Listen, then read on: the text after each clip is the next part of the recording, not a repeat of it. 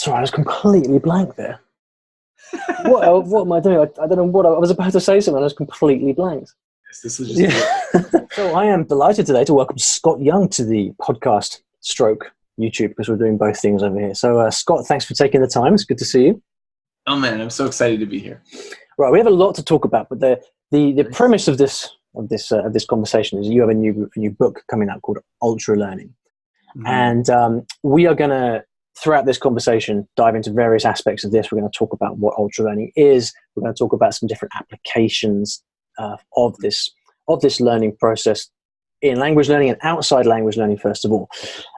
But maybe just to kick off, for those people in the audience who don't know who you are, could you maybe give us the cliff notes of Scott Young, and then touch on what this project is all about? Yeah, so I've been writing a blog for about 13 years now, and for a bulk of that, I focused on the subject of learning. It started sort of when I was in university, writing about kind of just being a student and having to cope with exams and studying for things. And then later it turned into, after I graduated, into how can you learn skills that are really useful and valuable in your life. And so I've done a few projects that have been kind of the main thing that I'm known for, I guess, related to learning and related to ultralearning, the kind of topic of the book here. So one of them was a project I did about 8 years ago called the MIT Challenge, which was to learn MIT's 4-year computer science curriculum over 12 months using their free online materials, trying to pass the final exams and do the programming project. So that was sort of my first big project. A couple years after that, I did a project I called the Year Without English. And so the Year Without English was a project where I went with a friend. So close to Olly's heart here, this is about language learning. So we went to 4 different countries, Spain, Brazil, China, and South Korea, with the goal of trying to learn the languages in each of those countries. And the method that we used is that once we got off the plane, we used what we called the no English rule. So with each other and with the people we would meet, we wouldn't speak in English. We'd only speak the language we were trying to learn. And I would say it worked fairly well. So we actually have videos on our website of the level we reached in those different ones. So you can see kind of not only early clips of us struggling, but also interviews we had with various people kind of at the end points of each of those months. So you can kind of get a sense of how we were coping and conversing and whatnot.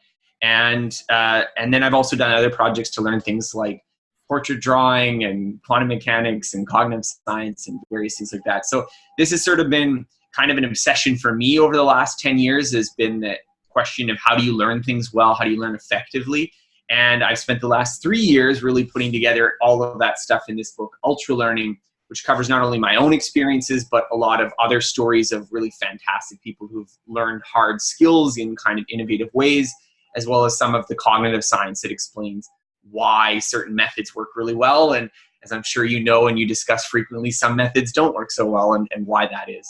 Yeah, I'm definitely interested in the sort of limits of what the kind of concept of accelerated learning. Is that a good term?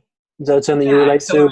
Well, the book, I use this term ultralearning, which was someone initially used it to describe one of my projects, and it kind of became sort of like, okay, that's a way of, instead of just calling them learning challenges, I'll call them ultralearning projects. But the ultralearning idea is just, it is a combination between 2 things which you don't often see together. So one of them is self-directed learning, which is in contrast to kind of how we often typically think about education, where you show up to a classroom and a teacher tells you what to do, and you just follow along the instructions, and you don't have a lot of control or guidance over the process. Whereas self-directed learning, as I'm sure most of the people who are listening here probably are thinking that way with their own language learning, that it is when you are kind of deciding, okay, this is a skill I want to acquire, this is what I want to acquire it for, what's the way to get there, whether that's going through a class or even through studying on your own. And then the other part of the process is that this strategy for learning is aggressive. And aggressive is kind of a vague term. So to define it more clearly, if you look at a lot of the research, there's different aspects of the research that show that something that's harder, something that's a little bit more frustrating, maybe even a little scarier at first, is nonetheless more effective for learning than the kind of typical or status quo method. And so the aggressive approach just means that the people who engage in this ultralearning are interested in effectiveness. And they're interested in doing what will get results, again, not just whatever's most fun or just to fritter away the time. And so this book, I tried to kind of share some of the different perspectives on this strategy, as well as, again, some of the research behind why, for instance, if you're a student, why you should be doing recall instead of review and why that's much more effective, or why being able to do activities that are closely related to how you're going to use it is much more effective for learning. So just little examples like that. Yeah. Okay. So I think maybe to try and make this as concrete as possible, why don't we dive into what ultralearning actually is through the lens of language learning? Because you've mentioned that earlier, and there's so many things I want to ask you about. I want to ask you about the MIT challenge. I want to ask you about the 9 principles of ultralearning. But let's use language learning as the gateway into this world, because I guess the first thing that I want to explore with you is the way in which language learning is representative of the strategies that you would use to learn other subjects. Because one of the things that I've often thought about with language learning, and I understand there are lots of challenges to this perspective, but one of the things I've always found challenging about language learning is that people approach it as a set of stuff you've got to learn all these words, learn all those verbs, learn all those rules, and then voila, you have the language. But it doesn't work like that, because learning to speak a language is much more about, is as much about learning to kind of manage yourself, manage your social interactions, learning to, it represents often more of an art form than a sort of set of discrete knowledge. So talk a little bit about how, let me ask you this, what surprised you in your year-long journey to learn 4 languages? What surprised you about how your methods served you,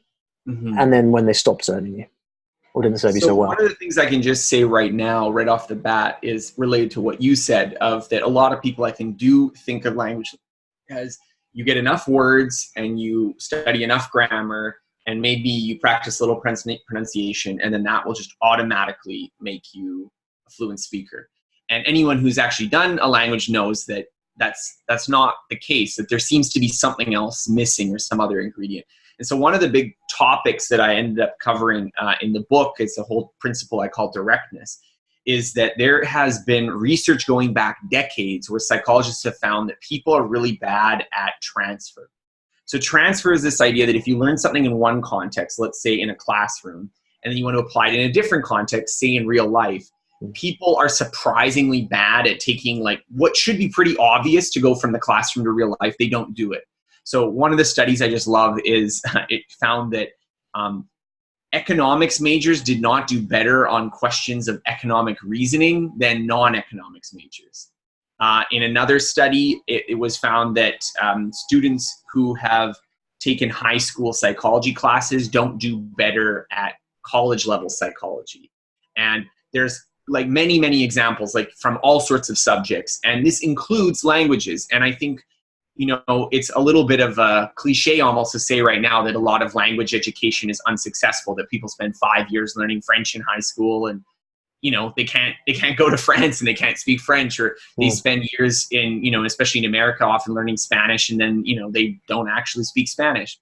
And so part of this problem, I think, is again this view that we have that learning is just these components. Now, certainly vocabulary and grammar and all these other things are very important, but there's so much more to learning. And so when we're talking about, my own trip, one of the things that I thought was, this is never going to be covered in any language curriculum. Well, maybe they will after they listen to this, maybe someone will cover it. Yeah. It was such an important skill. And what the skill was is when we were early on in the country where you don't have enough words and phrases to really get by, one of the key skills was being able to pull out your phone and look up stuff on either Google Translate or in a dictionary mid-conversation to be able to like bridge the gap of the things that you don't know.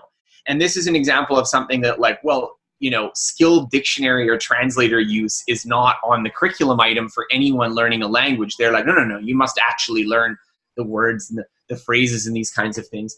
And yet it was an invaluable skill for getting through that moment. The other thing I think is very important too is that we often think, if you think of languages just in terms of vocabulary and pronunciation and grammar, it tends to be kind of an abstract thing rather than a tool that we use to communicate.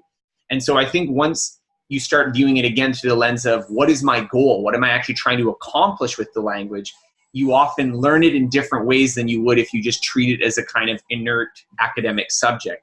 And so I found that when we were traveling, that again, there it's sort of surprising sometimes what words you end up mastering and what words you don't, that is kind of almost completely disconnected from what you would learn in a textbook just based on use and frequency. You know, we were, you know, there were some aspects, because we were also doing some videos, and like video related and recording terminology were things we learned like first week in every country because we had to communicate with each other using this. Whereas like words like, you know, camera and recording and this kind of stuff are very rarely on the like intro list of vocabulary. You know, a sentence that we learned in the beginning of everything is, you know, we have a project to learn, you know, this language, we're not speaking English. Like that was a phrase that we learned basically day one.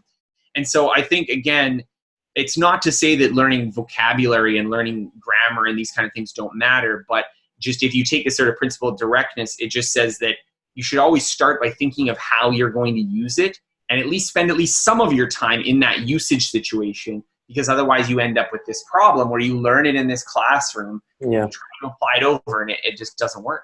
It's interesting. It's like the problem is almost a few layers deep, because I mean everyone who's spent any time with anyone who's spent any time with languages will have heard the principle of, well, you know, just try and, you know, filter what you learn. So only try to learn the stuff that you're going to need first. But the thing is, there's almost like another step removed from that, which is that you only get to discover what it is that you really need when you're actually out there and using it. So there is this big unavoidable gulf between any conceivable academic situation almost and what you actually need in the real world. So I'm wondering, and I'm going to jump about all over the place here. So bear with me. This principle of directness then, so as you just described, as you just summarized it, is the idea that there's only so much you can do in an academic study environment. You've got to get out there and use the language in order to discover what it is that you then need to learn. I would just jump in. I would just say two things about it, just so that we can be clear about what directness is. So the first thing is, again, thinking about learning in terms of how are you going to use something is not really how we're taught to think about learning. We think about learning in terms of content, that there's some material to have remembered in your head. And I think that that's not a very useful way of looking at it. And the reason why is because of the second point. So again, thinking about how you're going to use it. Are you going to use this language because you want to watch movies, or because you want to go to the target country and speak with people, or because you want to have conversations with your baba in Russian, or, you know, these kinds of things are very important. The second thing is to recognize that much of what is the difficulty, this problem of transfer exists, is because knowledge isn't just saved on our brain like it is in a computer. It's not just stored there inertly for whenever you want to access it like a file. Rather, the ability to retrieve the right knowledge in the right situations is often much of the difficulty of remembering things. And so to be able to recall what is the word for X, or how do you construct this sentence in the situation that actually calls for it, is challenging. Now, it's a little bit easier with languages than, let's say, some abstract subjects, because, you know, if someone's speaking to you in Chinese, for instance, you're quickly like trying to activate any Chinese knowledge you have. Whereas if someone gives you, you know, some word problem that you don't realize requires trigonometry, maybe you won't activate your trigonomic knowledge just because it's not clear that the situation requires it. So there is some benefits to language learning compared to other subjects in that way. But in the same sense, it's the case that if you just work through a textbook exercise, and we can go into it, one of the big critics, like I'm not a huge fan of Duolingo for learning languages. And one of the reasons for that is that the activity that you do on the phone is quite dissimilar to what you would do if you were actually in a speaking environment. And I think a lot of people who are studying a language for the first time aren't aware of what a gulf of discrepancy there is. So they spend six months with Duolingo and then find that it doesn't transfer very easily, because the act of, you know, picking things out of a word bank is nothing like actually speaking a language. But it's interesting you use that example, because just yesterday I posted on my Instagram actually a Forbes write-up on language learning apps, and it included an interview with the chief revenue officer of Duolingo. And this paragraph began, I can't remember the guy's name, but the chief revenue officer of Duolingo had been using Duolingo to study Spanish for the last 6 months. 6 months. Yeah. 6 months. Yeah. And the interviewer spoke Spanish, and so she said to him, "Hablas español?" And apparently the guy stopped, thought, and then said, "Sorry, could you repeat that?" And I thought, that's after 6 months. And I thought, oh my God, like that is the worst possible in the...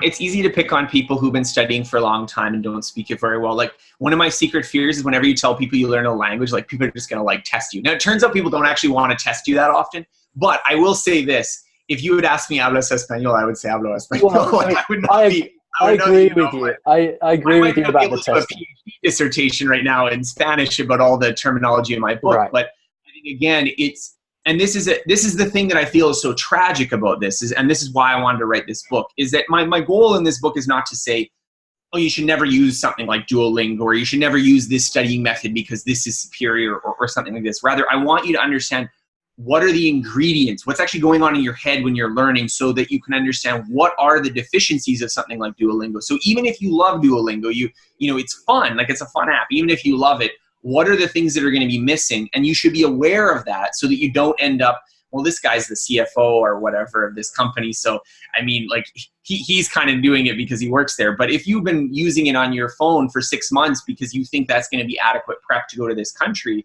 I want you to be aware of what are going to be the things that you're going to find challenging. And so very often, I think the correct way to approach learning is not to say, this is good, this is bad. I think that's too simplistic. It's rather, what are you trying to accomplish, and what are the things that need to happen for you to get there? And sometimes you're doing 30% of those things. And sometimes you're spending all your time focusing on X, and you're completely neglecting Y, and that can become an issue. Just like, as I said, you know, if you're going to go into a country for immersive purposes, being able to deftly use your phone to quickly look things up and quickly, you know, integrate into the conversation is a super important skill that no language course is going to teach you. So you've touched on one of the things that I find, as someone who writes about languages and language learning, that I can actually find I can help people with the most, which is almost a preview of the different stages of learning. Because one of the things that you've been touching on is the idea that you need to be able to, you need to know the limitations of the particular methods that you're using and then adapt accordingly. But of course, if you're doing something for the first time, if you're learning a language for the first time, if you're learning any subject for the first time, you don't have a map of the territory to guide you through it. You don't know what the practical, you don't know what the practicalities are of the following stages of learning. And it can be very difficult for someone who's doing something for the first time to kind of understand, for example, okay, I've been using Duolingo for 6 months, like what's next?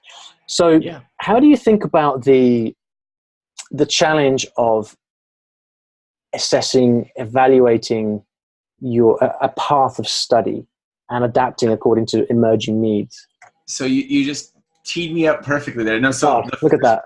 Well, the first principle of my book is called meta learning, and the little subtitle of that chapter is first draw a map. And so basically, before you approach any learning project, I invest spending a little bit of time doing research. And there's 2 ways that this research manifests. So one of it is to find great blogs. Like if you were going to learn Spanish, I would really want to find blogs like yours, which are going to walk through what are the ideas involved in learning Spanish, or what are the ideas involved in learning Chinese. We were talking about our friend Olly Richards, and he's got, you know, website Hacking Chinese. If I were starting to learn Chinese, I would want to find his website.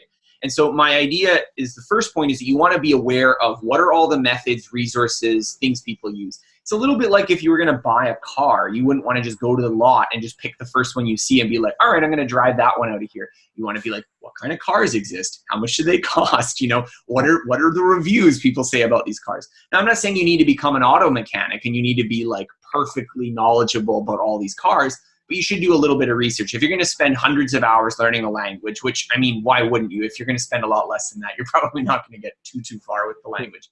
But if you're going to spend hundreds of hours learning a language, you should spend at least, like, let's say a weekend doing some research ahead of time to figure out what resources and materials you use. And so that would be the first part. The second part of meta learning is to figure out what are the actual kind of cognitive activities in learning a skill. And this is, again, going to our point. If you're starting out with something, this part of your map is going to be sketchier in the beginning than later, because you might think some things are really important, and then later you're like, actually, no, this is what's necessary to succeed with this skill.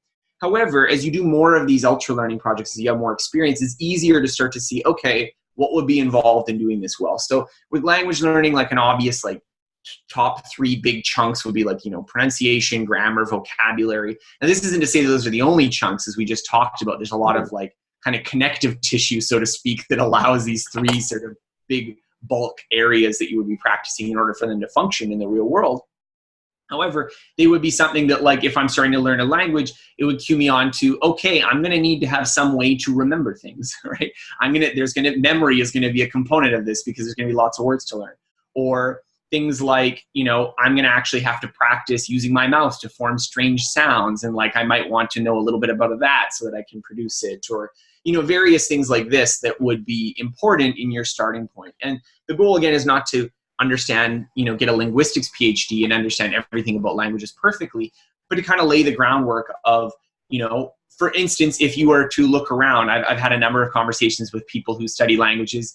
You will know that Duolingo is super popular among people who don't learn languages a lot, and it's not very popular among people who learn a lot of languages. And that's not just because everyone likes to hate on the popular kid. It's because, people who are really serious about learning languages tend not to use it. And so my feeling is that, again, you would discover that if you did a bit of research. But again, most people don't do any research. They're just like, oh, I heard of that Duolingo, or I've heard of Rosetta Stone. Let's just download it from my computer.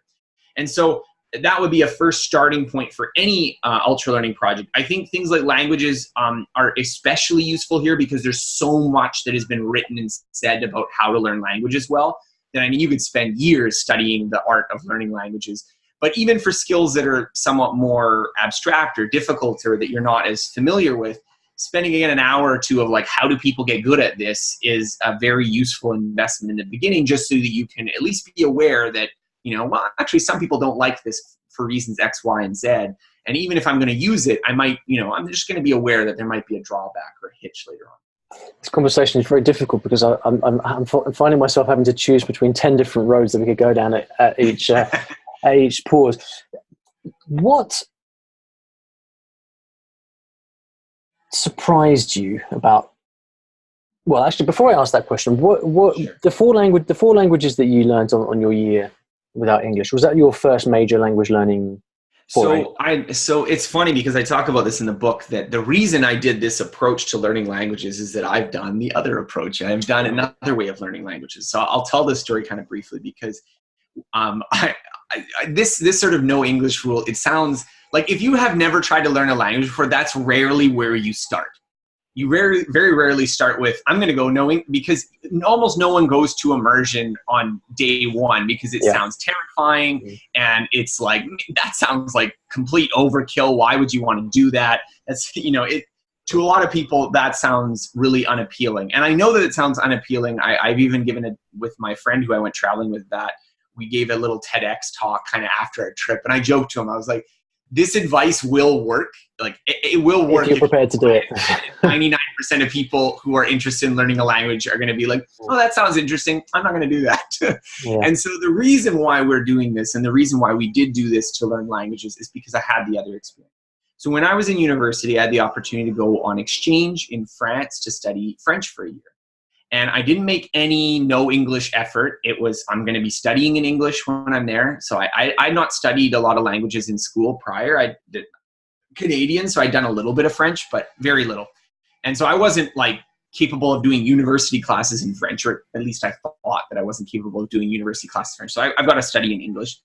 And you go there, and of course you meet all the other exchange students, and you don't speak French, so they start speaking to you in English. And then you meet people, and they're French people, but they're trying to practice their English, and they hear you speaking English, and so they also practice with you in English. And so, I would say the vast majority of people that I met, I'm speaking to in English all the time.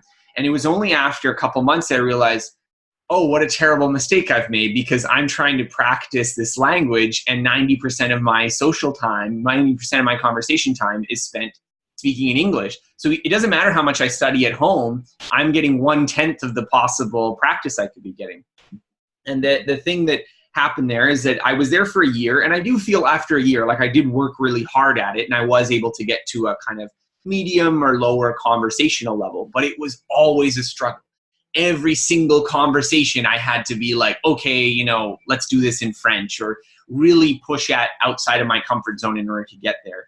Whereas when I was in Spain, or when we were in these other countries, because just from the very, very starting point, it was like, okay, I know I'm terrible about this, but we're going to just hablar en español. Like, we're only going to do that.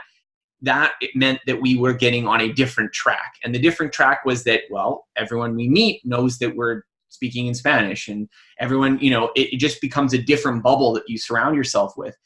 And the outcome of that process was that after about a month or two, it was completely comfortable to live entirely in Spanish. Now, I want to say completely comfortable does not mean completely fluent, but I think that's an important distinction, because when I talk about this process, most people imagine, well, that must just be torture.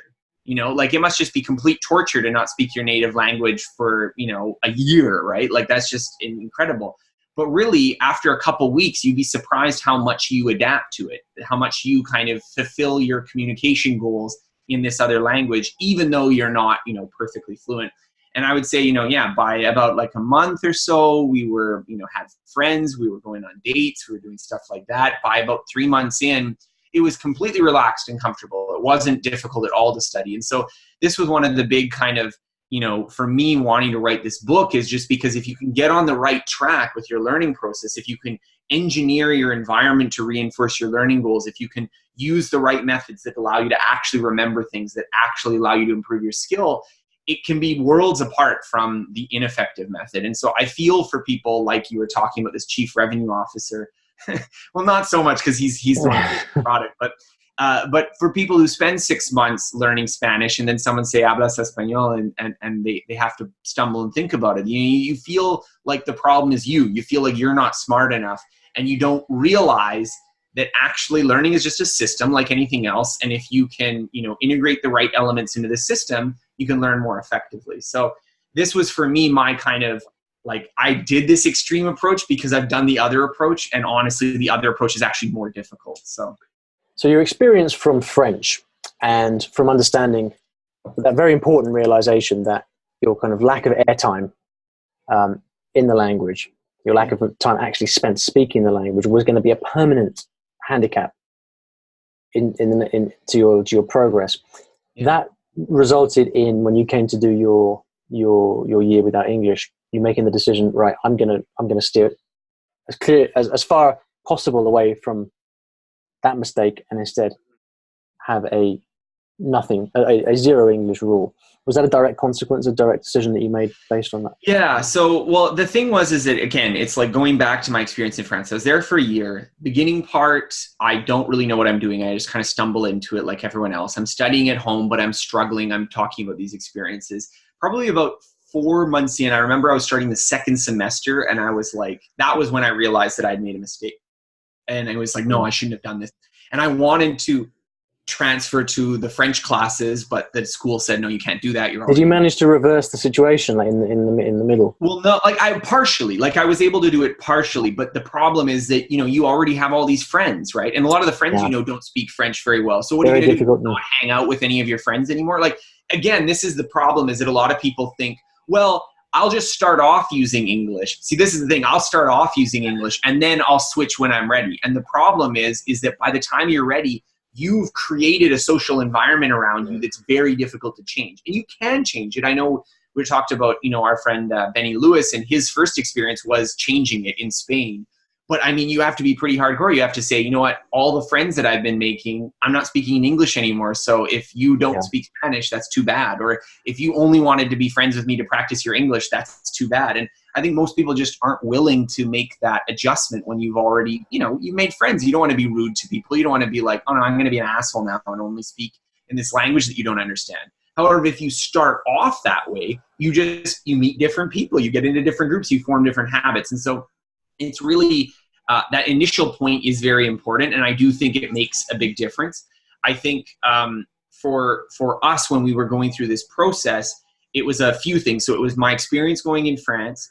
And then I think it was a couple years after I had the opportunity to live in Paris for a month. So this is after my experience. And I was like, at this point, I was like, no, you know what I should have done? I should have just been only French. And so I think it was just a month-long period of time. I mean, admittedly, I'd already had some decent French ability at that point, but it was, and then I did that month and it was like, oh, wow, actually, this is a lot easier than I thought it was going to be. And like, this is how I should have done it from day one. And so sort of coming back, I remember talking with my friend as we were considering going on this trip. And I started bringing up the idea of learning languages. And I was saying how, you know, I just had this experience of 1 month in France. And I was like, you know what, this would be the right way to do it. And my friend is super skeptical. I mean, he did not grow up in Canada. So he grew up in India. So he speaks Hindi and English. but he never, like, he learned that from childhood. So he's never done this kind of like go to a new country and just learn a new language. And so he was super skeptical. He's like, yeah, I don't know whether this is going to work. Like, I don't know, like, I'm going to go there and like, you know, this might be terrible. Like, I might not learn anything.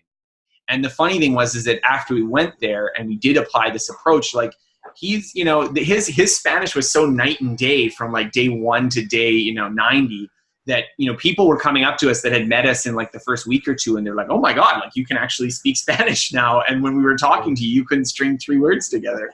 And so to me, it's funny just how much people think it's about talent and think it's about this, when often there are just methods that are just light years apart in terms of their effectiveness. I want to stray slightly from the ultra working theme, but I'm just interested to get your perspective on it, because, you know, so my background with languages is I've just been doing it a long time. So I've kind of been through the language learning process a bunch of times. And, you know, by the time you hit your 3rd, 4th language, you know the territory, you know? So yeah. I've kind of just clawed myself up the language ladder, if you like, just step by step. And in the last few years, you know, I think partly because of, you know, my website and wanting to create content on the topic of language learning and stuff like that, I've done a number of language projects, you know, along the same lines as what you're describing there, fast learning projects. You know, I went to Thailand and I did a 2-week Thai project. Last year, I spent 3 months learning Italian. And I did it partly for me, but partly also because I wanted to document it and talk about the processes. But you see, the longer, I hate saying the older I get, because it makes you sound so sort of, I don't know, grand or something. But the more time I spend doing this, I had a different problem starting to emerge, which is like, you know, take the case of Italian. I got very good at learning a language in 3 months, to the point where I can kind of have a conversation and stuff like that. Yeah. It's what happens afterwards that I struggle much more with, because, you know, let's take the case of Thai and Italian, 2 languages which I, you know, worked hard at. And I kind of thought before starting those projects, oh, you know, once I learn them, I can just, even if I don't reach a high level, I can just maintain them and speak to people around London where I live and all these different things. Yeah. But inevitably, once the kind of glamour of and excitement of the project wears off, and you're kind of faced with the kind of cold, hard reality of, right now I've got this beast that I have to actually maintain and work at. Yeah. You know, more and more, I've just been letting these languages fall away because I move on to other things that I want to spend my time on. So my question is, I guess what I want to ask you is, how do you, from the ultra learning mindset, how do you think about the problem of, the much more difficult problem, I think, of maintaining and gradually improving a language into the long term, which is not just a case of there's no ending. It's not just a few years, it's the rest of your life. So how do you just think about that?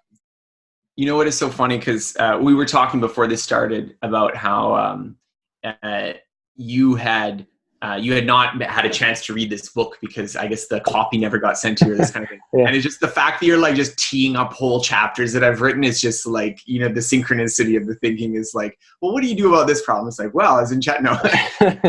So, I'm really looking forward to reading it now. I have a whole principle on retention, and I think what you're saying is absolutely right. Now, we're talking about how do you first get to a level where you can have a conversation, because most people, that's their stumbling block, right? Yeah. Spanish. So this is a little bit of like a rich man's problem, right? Like, it's a little bit like this is first world language learning problems. It's like, well, I've learned so many languages. How do I maintain them all, right? It's a different problem from someone who really wants to start speaking.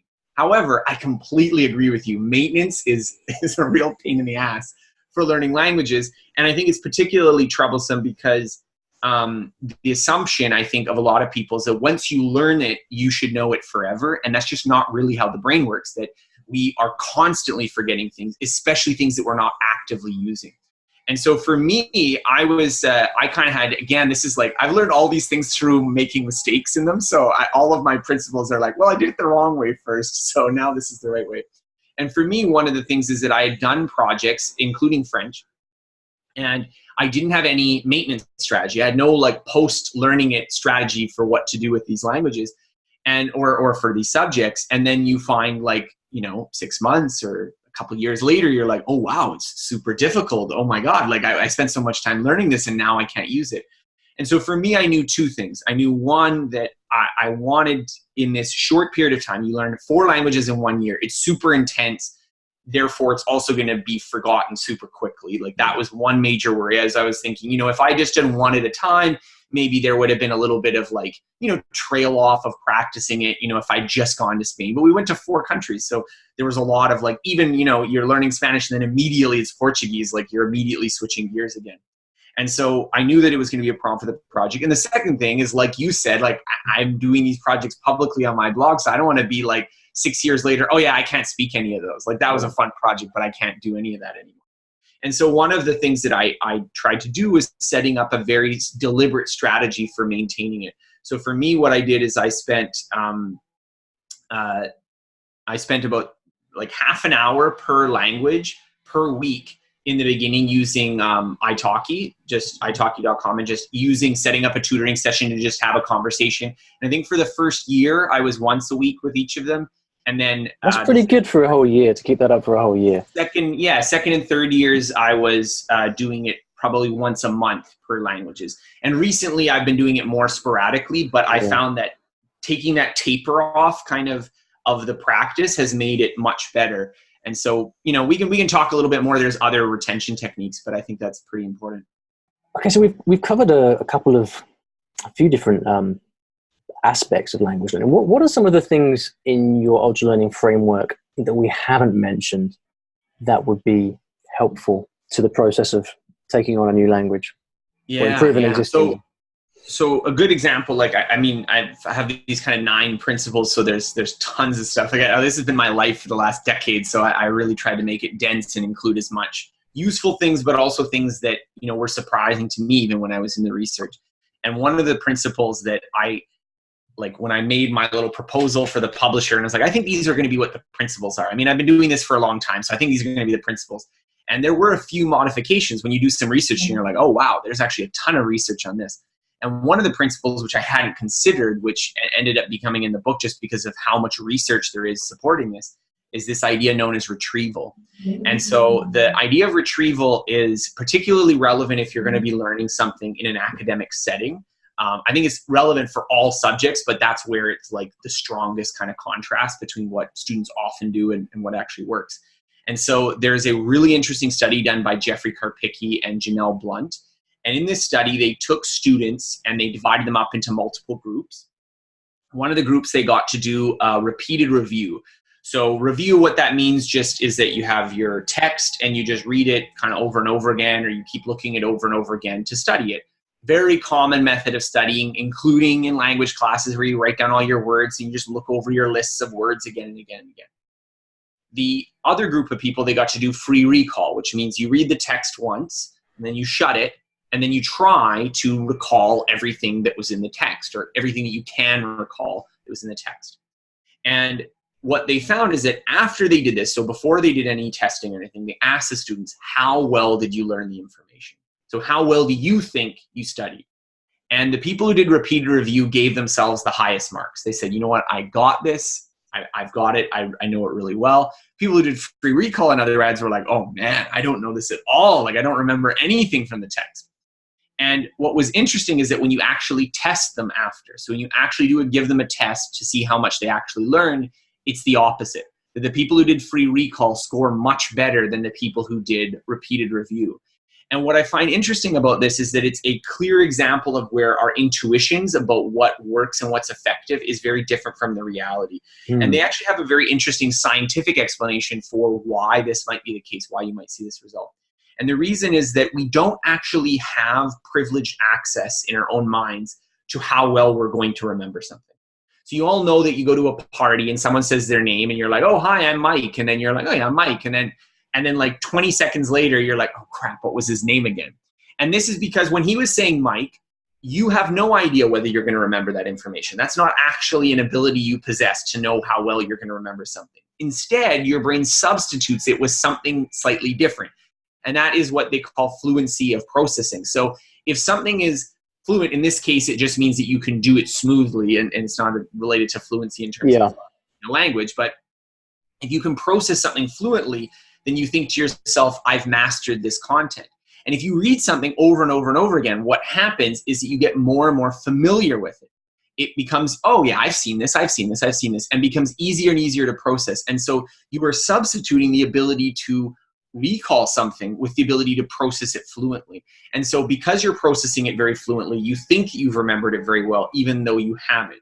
In contrast, free recall, you're not processing it fluently. It's very difficult, right? It's very difficult to recall things from a text. And because of that, you are, giving yourself low scores because, again, you're using that proxy. However, if you actually go to a situation where you're testing it, recall was the thing that you wanted to practice. That's actually very close to what you need to be able to do on a test. And the interesting thing about this is that it's a kind of universal principle, even above and beyond this idea of directness or this idea of limiting the amount of transfer that you have to do. And so if you're going to learn any language, that should be one of the top priorities of you, is not only making sure you're practicing retrieval rather than review. So you should be doing, whether it's flashcards, whether it's conversation practice, whether it's grammar exercises with the book closed. You should be practicing recalling things from memory. That's super important. But also the difficulty of which you recall things from memory and what are the cues that you use to recall from memory are also super important. So one of the things that I said about Duolingo that I don't like is that one of their main exercises is picking words from a word bank. Now, in a sense, this is a kind of retrieval. You have to figure out, okay, which one of these ones was the right word. However, this is essentially a recognition test, like multiple choice, is strictly easier than having to recall the word with no cue, right? So free recall. So there's a spectrum of difficulty from, I'm going to give you almost all of the answer and you just have to tell me which one, to, all right, no hints, what's the answer? There is a spectrum here with various stages in the middle. And one of the researchers, R.A. Bjork, has found that the more difficult retrieval is, the more valuable it is for long-term memory. And this seems to be related to the idea that just when you're actually speaking a language, you need to retrieve it from memory in contexts where there often aren't any cues to give you hints. So you only know, let's say, the English word that you want to say. You don't have any cues of like, well, it's one of these three, right? You're not doing a multiple choice exercise. And so the fact that, Duolingo and these things tend to use this fairly weak form of retrieval will probably also mean that it will not only have problems transferring, but it also means that it's going to be a lot harder to really retain that information in useful context.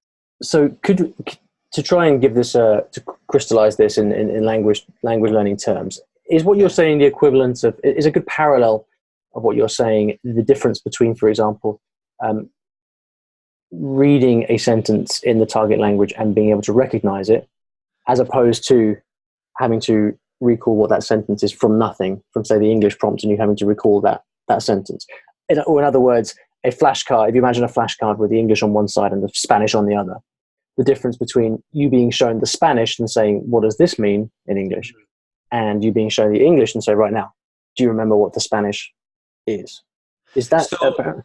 Yeah, so I think in language learning, I'm glad you brought this up, because language learning makes the conceptualization of this a little difficult, because both of the so I would say target language to your native language and your native language to target language are actually both recall tasks.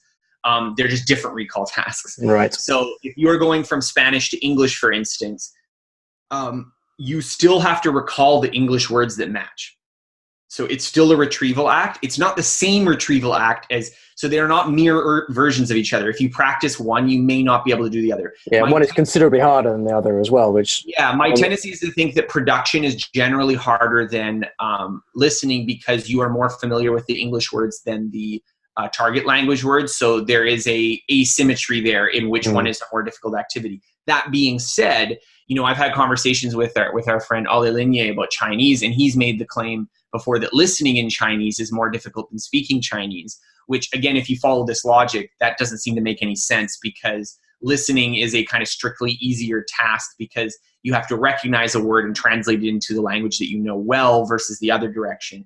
However, that doesn't take into account that when you are producing, you're usually producing from a much more limited range of vocabulary than you are when you're listening. So that there's a much higher chance, for instance, that if someone says a sentence in like fluent native level language ability, that they will use words and terminology that are less frequent. Yeah, the tasks aren't the same there, are they? So I think they're both important. So I would treat them separately. And I think the idea here is that when I'm talking about the difference between review or recognition versus recall, is that recognition would be like a multiple choice test, or even easier, just, people just have lists of they wrote down a bunch of words on their notebook and then they just look over them and they're like, oh, right, hablar means to speak, and that's written on my paper right here. that's a recognition task. If you cover up one of the sides, you do have a recall task. You have different recall tasks. So again, this is getting a little bit into the kind of technical things, but I think this is really interesting, is that what we're talking about when we talk about learning things, in my opinion, is very much we're talking about a set of cues leading to a particular set of knowledge.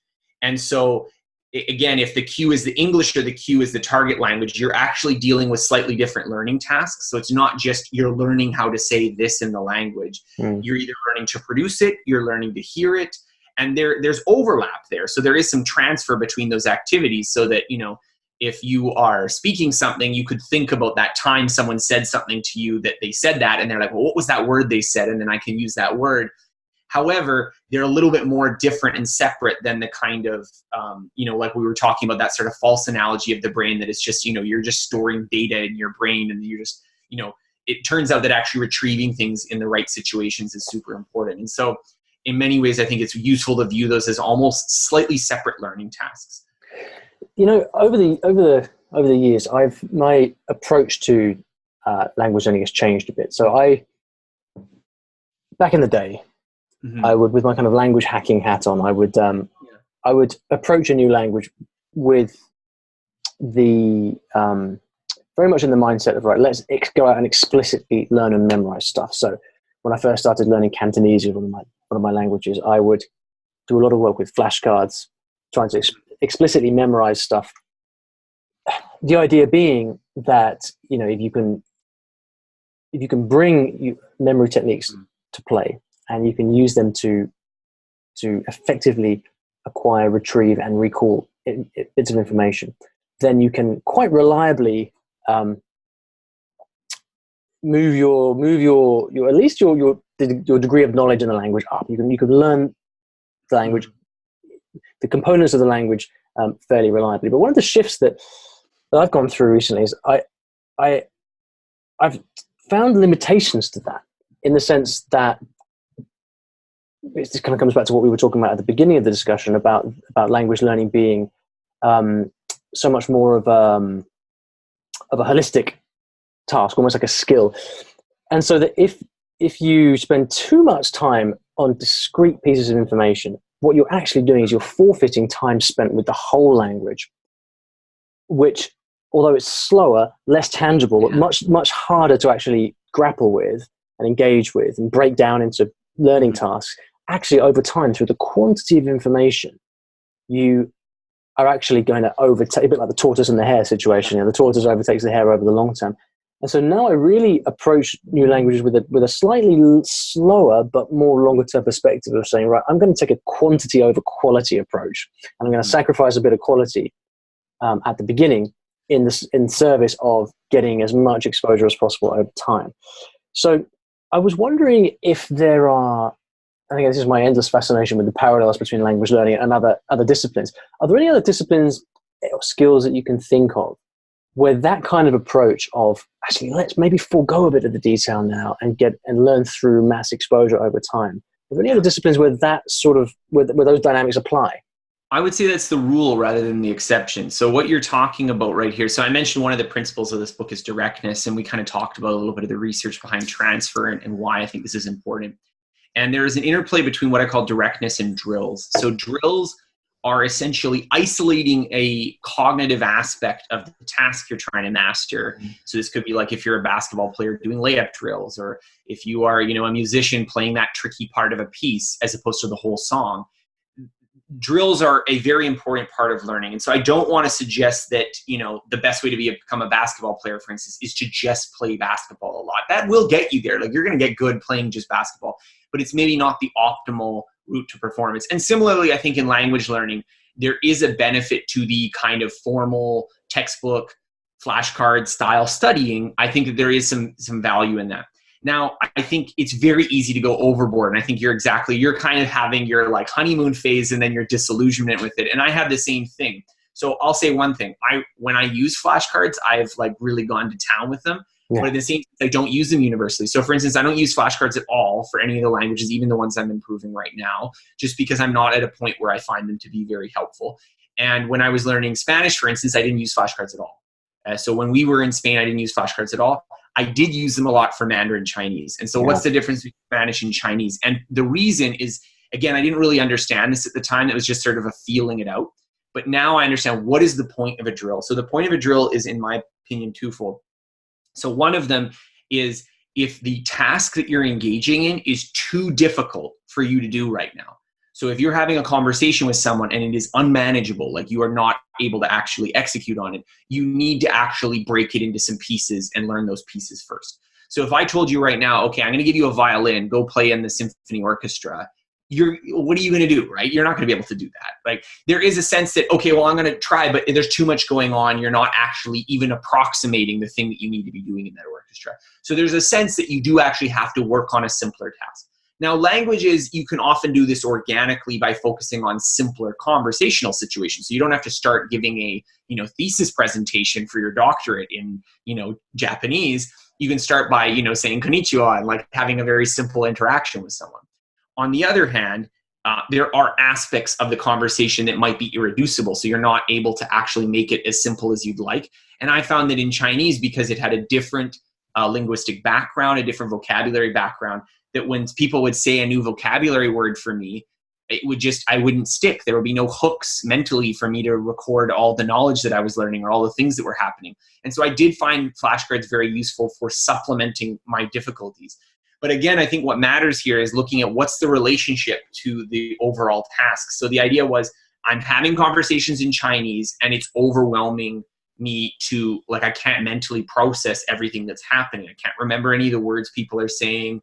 I can't, there's even simple conversations I can't have, this kind of thing. And so I have to kind of break it off and simplify it and work on some components, but then you're bringing it back to that kind of holistic activity. So the reason I think the holistic activity and the reason I think directness is very important is because, again, a lot of what you're actually practicing is not really obvious from the get-go, not just in terms of which words you're using and which ways you're pronouncing things, but just that communicating is this like extremely complicated, multidimensional activity. And so if you just reduce it to, well, all these flashcards, I mean, you're probably missing 80% of what it actually means to communicate in this language well. And so you're getting really good at this 20%. And then there's this other, the wrong 20%. Well, it can be very useful to add vocabulary. It can be very useful to, like, when I was in Spain, I did grammar practice because conjugation is kind of, okay, wait, I have to be able to, past tense, and wait, is it the perfect past tense or like, I mean, I was referring to because 80-20 often do the 20% of stuff that gets you 80% of the results, but in this case it's the 20% of stuff that gets you 20% of the results. We're talking, just to add, because you asked how does this apply to other things, but I mean almost all skills I think are like this, that you want to start with a concrete application situation. And if you're going to do drills, if you're going to do study theory, if you're going to practice some sub-skill, it should be with this interplay from that central kind of concrete example. So if you're programming, pick a project that you want to actually make, right? Yeah. Don't just learn a bunch of abstract computer science and then just hope a couple years later you'll finally be able to do it. So languages are like that. Every skill is like this. This is really kind of a universal truth of learning. Yeah, it reminds me of the task of learning Chinese characters, which I've kind of been doing on and off for much longer than I would like to have been doing on and off for. But it's like this thing of the task of, I don't know whether you learned any Chinese characters when you were doing Mandarin, but the task of learning Chinese characters or Japanese kanji in my case, it's very easy and very tempting to break it down. And indeed, most of the methods that teach Chinese characters, they do take the approach of let's learn the radical and then learn the rest of the character, and then a lot of rote copying it out, and then you learn the different pronunciations, etc., etc. Basically spending an inordinate amount of time on individual characters and then in order to properly learn them. Yeah.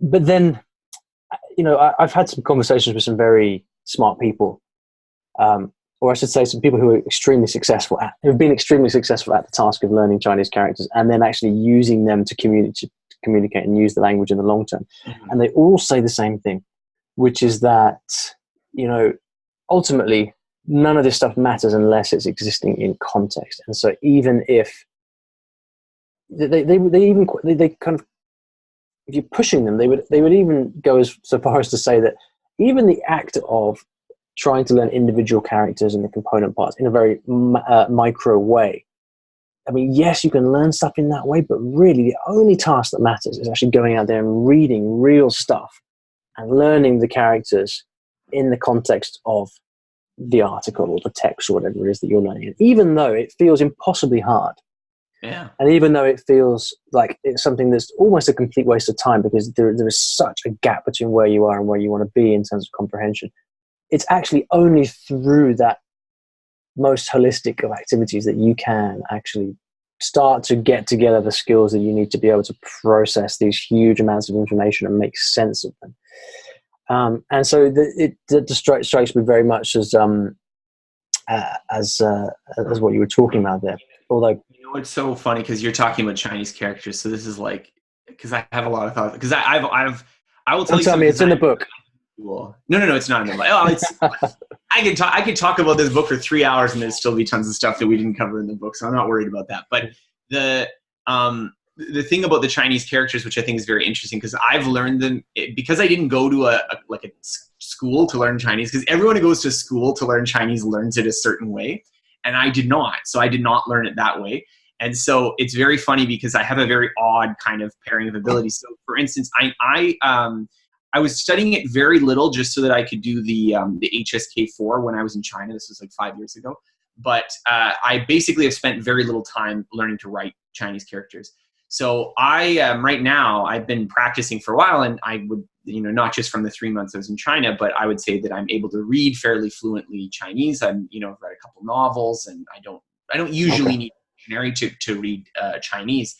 But I wouldn't be able to write out like even simple sentences in Chinese with a pen. And it's an example of, again, we're talking about those differences in the knowledge. So do I know Chinese characters is a very interesting question, because it means in what way do I know Chinese characters? Because I would be able to recognize and read fluently probably about 3,000 characters. And there's characters that I don't know that I'm able to guess how it's pronounced and guess how it's, thing. But if you ask me, okay, could you write like some very, 101 level sentences, I wouldn't be able to do it. Yeah. I just wouldn't be able to do it. Like I couldn't even write like very simple things in Chinese with a pen. I can do it with the phone, but it was just, for me, when I started learning it, it was, well, actually handwriting isn't super important to me. Like it is something that would maybe matter eventually, but my goal for learning characters is I want to be able to read, and I want to be able to, chat with the phone and stuff, and like, Google things. And like, so as long as I can use it with the pinyin entry method, like I don't really care so much. And I find that very interesting because a lot of people, not to say that not learning to write is bad. I think one day I would like to be able to handwrite better, because now, at least at my point in Chinese, it's becoming a bit embarrassing. But when I was starting out, I think it's funny that there's so many people that they can't string together 3 sentences and they're doing handwriting drills. It just, to me, is like, ever ask yourself, what are you actually trying to do with Chinese? Like people just assume, well, the only way to memorize it is that you have to write out like every single character 400 times. I mean, yeah, if you want to be able to handwrite beautifully, I mean, that's what Chinese kids do in class, because they have to be able to write with pen and paper, and they already speak Mandarin as like their native language. But if you are a foreigner and you are trying to decide, okay, I want to have conversations with people, well, maybe don't learn characters at all. Like I know there's some sinologists that recommend not even learning characters at all. I found it useful to learn characters because just for the mental mnemonic effects. Yeah. But even then, if you're learning characters, it's possible to learn to recognize characters fluently without being able to write them. And so these are just kind of different questions and different issues. And it's definitely a lot easier to learn to recognize with like accuracy at the level where you could read fluently than it is to be able to handwrite them. It's probably about 2 or 3 times as much work to be able to handwrite them. Yeah, it's interesting. How would you characterize your journey of, say, from, let's say, Chinese character number 500 that you learned? Because that's kind of the first couple of hundred, they're fairly formulaic, they're pictographic often. How would you characterize that how have you gone about getting to the point where you are now, let's say 3,000, from like 500 or early stage, semi-early stage, up to that 3,000?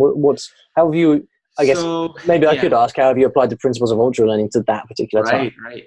So a lot of this work happened after I was in China. So we were talking about like, how do you maintain and grow your language? I never really got to this point, but Chinese was an example of like, I felt like I did fairly well for 3 months in China. So for those of you who are learning Mandarin, after 3 months, I wrote and passed the HSK4, which China says is equivalent to a B2. It's not. It's less than a B2, but that's their benchmark. But I mean, it's a fairly, you know, intermediate kind of test. Like, you actually have to know a little bit of conversing, and you have to be able to read, and you also, in my case, you have to be able to handwrite. Although I was very rudimentary for that section when I was doing the handwriting, so I didn't emphasize it that much. And the feeling I had after that was that Chinese is great. I find it really interesting. I really liked my time in China. I'm not at a level of Chinese where I felt like I'm really able to do what I want to do in Chinese. Like Spanish, I kind of felt like, well, you know I'm not perfectly fluent, but everything I want to do in Spanish, I'm able to do. So didn't feel like a huge amount of pressure to get to like a true bilingual level with it. Whereas Chinese, I was like, you know what, I want to keep learning it. So the first step I found is I had this deck of Chinese characters. So I kept doing the Chinese characters with the flashcards. I probably did them a little bit long. So at that time, I wasn't as aware of the kind of graded reader strategy of getting into reading Chinese. And I did that a little bit late. So I think I maybe did the characters a little bit more than I would have otherwise. And then I think the right strategy for going into reading Chinese is that I broke it down into first graded readers. So I think it's called Mandarin Companion is a really good, very intro one. I've got a few on my bookshelf up there that are graded readers. Graded readers are good, like if you know, let's say, again, like you said, a couple hundred characters. So you've done a little bit of practice initially and you want to start reading actual text. Graded readers are good for that, especially because they restrict the vocabulary, so you're not going to get stuck with things. Then after you go graded readers, I would suggest getting texts of books that you're actually interested in or native level material, and do it with Pleco's character recognizer. So you can get the text reader application on Pleco, and then that way you can like load a web page or load like a TXT file of a book, and then you can just with a tap of your finger translate words you don't understand. So how do you get the book from? Do you take a physical book and scan it onto? You have to find like a digital copy of the book. So for me, one of the first ones I read was Liu Cixin's Sanity, which is a hit like Three Body Problem, which is like a famous Chinese science fiction novel these days. And that was one of the first ones I did. And I actually found the Pleco plus that was fairly easy, because when I didn't understand a word, if it was a scientific kind of word, it was something that I was like, I knew what that was in English. So when you type it in, it's like, oh, this is proton. And I'm like, okay, I didn't know what that was in Chinese, but now I do. And so I started there. And so I did, I think, at least one book on the Pleco, so that it was just, you know, it was very fluid to do dictionary lookups when I wanted to. And then after I did that, I started reading books with paper books with dictionary in hand. That's more cumbersome, and I would not recommend it if you don't have that. Like, you should be aiming to like be looking up no more than like 4 or 5 characters per page, because I think if your idea is that like, well, every sentence you have to look up like 2 or 3 characters, it's just going to be so tedious, you're never going to get through it. So I think, again, like Pleco is good for that. Pleco could be good if you have to look up like a character per sentence, because it's fast enough that it's still not too tedious to read, and you can get to native level material. And then reading with an actual book, and then and so I've read a couple books now with just the book and the phone at the side. And now recently I've been reading it, and I usually don't even look things up. So usually it's at a point now where if I'm missing a word, it's like I know what's happening. Like, it's just kind of like, oh, this is some Chengyu that I'm not familiar with, but it means something like this. And so just to press pause on that for a second, then. So is there anything worth highlighting then about the activity of reading with the character recognition software and the actual process of learning it? Or is it just quite literally a question of like repetition and gradual iteration until you kind of recognize and quote unquote know that thing stuff? About learning, again, Chinese or learning any language, it's kind of like this, but the problem is the goal activity you have. So we're talking about directness, and this is a big principle, but the problem is that the thing you actually want to be able to do is too difficult, right? So the question is, how do you build that ladder, that staircase that will get you there in sort of useful ways, right? So we've already talked about there's not useful ways that you can do this activity that's not actually leading towards the thing that you want to be good at. And one of the ways in conversations, and why I think conversations are a good starting point for learning languages, aside from just being that's kind of what languages are at their kernel, is conversational abilities and one-on-one communication. But that if you are starting at a conversational level, it's a lot easier to simplify that task, because even if especially if you're traveling and you're trying to do something, or you're trying to order food at a restaurant, you can often do that without knowing any of the language. You just like point to things and grunt and stuff. And so building your language from that ability it's easy to bootstrap it. Native level reading materials are not like that. Like native level reading materials are often way too difficult, and there's no real easy access point. So for Chinese, again, it depends on your ability with the language. Like I found with Spanish, I could just go straight into native level media because there weren't any characters to recognize. Yeah. I didn't have to do the graded reader route. But for Chinese, I found that it was very valuable because again, learn a few hundred characters, graded readers starting from level 1, which are like super simplified and you can read the story, and then do harder graded readers, and then do Pleco with the document reader. And again, the Pleco with the document reader is just to smooth the transition. So I don't think that the issue of like, again, if you just tap on the words, maybe that's not the ideal way to learn those vocabulary items. I'm not really talking about that so much as just if you want to read, let's say, an actual book in Chinese, and you have to look up every word in an actual, phone or even worse, like a paper dictionary. It's just a nightmare, right? So it's the activity that allows you to actually engage in the task that you want to be engaging in ultimately. Mm-hmm. So it's like that stepping stone. Scott, I'm mindful of time. I mean, I could just go on for hours. But I guess there's so much more I want to ask you. We haven't really strayed from the language learning arena either, which is something for next time, I guess. But next time we'll talk about something else. Yeah, tell people first of all where they can find you, where they can find your work, and then also where they can get themselves a copy of Ultralearning. So I would highly recommend checking out my website, scotthyoung.com. That's SCOTTHYOUNG.com. There I'll also have links to the book. So if you want to get your book, it's going to be available on Amazon, Barnes & Noble, wherever you get your books. If you're listening in the United States or North America, generally the book is going to look like this. There it is, Ultralearning. For those of you on the podcast, it's a green cover. Yes, it's a green cover in the States. In the UK edition, which I don't have a copy of right now, is a yellow cover. I'm not sure why they use different covers, but they do. And so if you're sort of like, oh, which book? They're both my book. It's just one of them, they change the spelling a little bit. Yeah. But otherwise, we use funny spelling.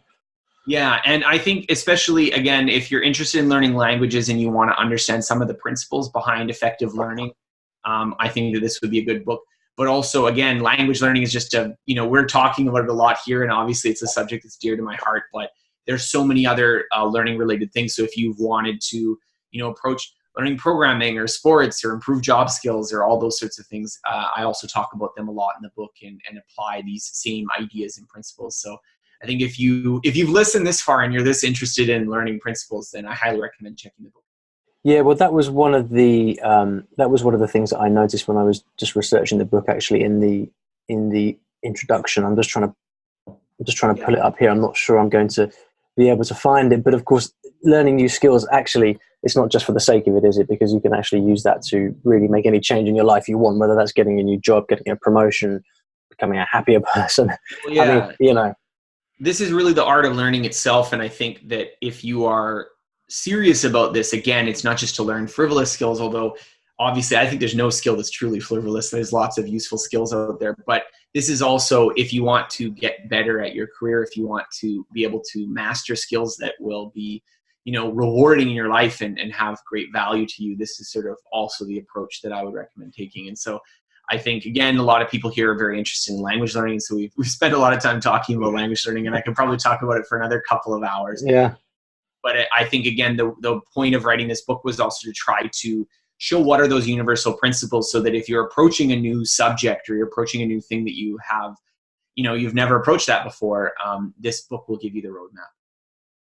Well, listen, Scott, it's been absolutely fascinating. We're going to have to schedule a round 2 for some time, but until next time, thanks for your time. Thanks for all the insights, and I really encourage everyone to pick up a copy of the book, not because I've read it myself, I confess, but because I've followed your work for long enough to know that anything that's in this book is going to be priceless. So thanks again. Thank you so much.